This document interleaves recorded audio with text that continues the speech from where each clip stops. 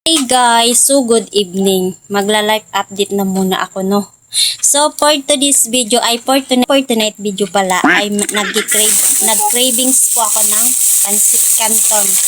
Time check is 11 na po. 11 PM na. Lumabas lang pa ako para bumili nito. Hindi kasi ako makatulog kaya kakain na muna ako. Nandito ako ngayon sa kusina kaya so mainit. Wait lang, naiinit kasi ako ng tubig. Habang hindi pa nga mainit yung aking tubig, habang hindi pa nga mainit yung aking tubig ay magpapaypay na muna ako kasi napakainit. Dapat nga sana ay tulog na ako kasi may mga oras talaga hindi pa tayo dinadatnan ng antok. Kaya ayan, kakain na lang po ako. Kunti lang naman kasi yung kinain ko kanina. Kaya ngayon ay parang medyo pinupunta talaga ako. Lumabas lang po talaga ako para bumili nito. My favorite. Pero paminsan-minsan lang naman ako nito kumakain. Ako kanina natulog ng tanghali. Iwan ko ba kung bakit hindi pa ako inaantok. Siguro dahil hindi pagod yung aking katawan. Kaya parang ang tagal ko ngayon datnan ng antok. Tama ba yun? Datnan ng antok or dalawin pala ng antok? Ang hirap kasi magtagalog. Wait lang, titingnan ko lang yung aking mainit na tubig.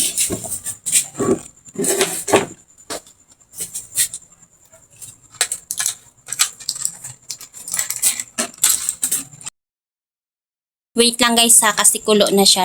Ilalagay ko na yung aking pancit canton. So, ito na siya. Luto na. So, ayan na siya guys. Luto na. Namiss ko talagang kumain nito, no. Wow. Ano na? First bite.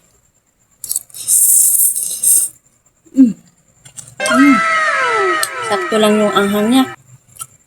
Sarap. Second bite.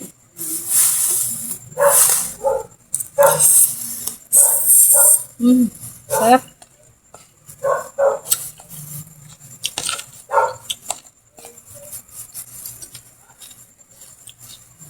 Third bite. Parang nagmumukbang lang ah.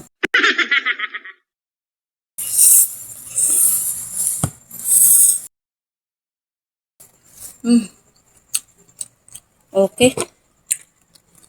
Sarap.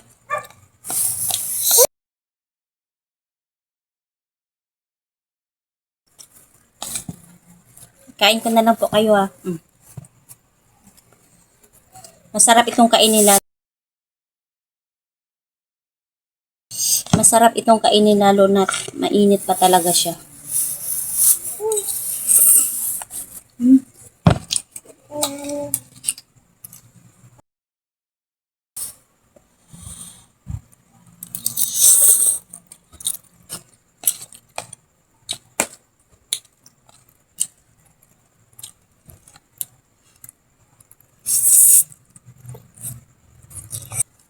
Sakto lang talaga yung dalawa sa akin.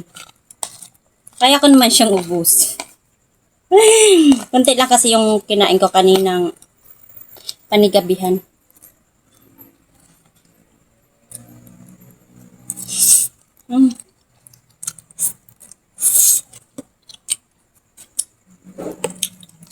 Ako na lang yata yung gising dito sa bahay.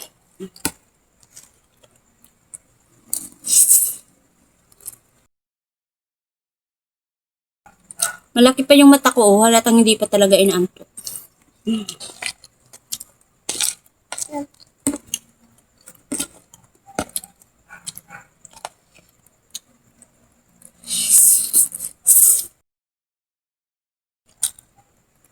Perfect.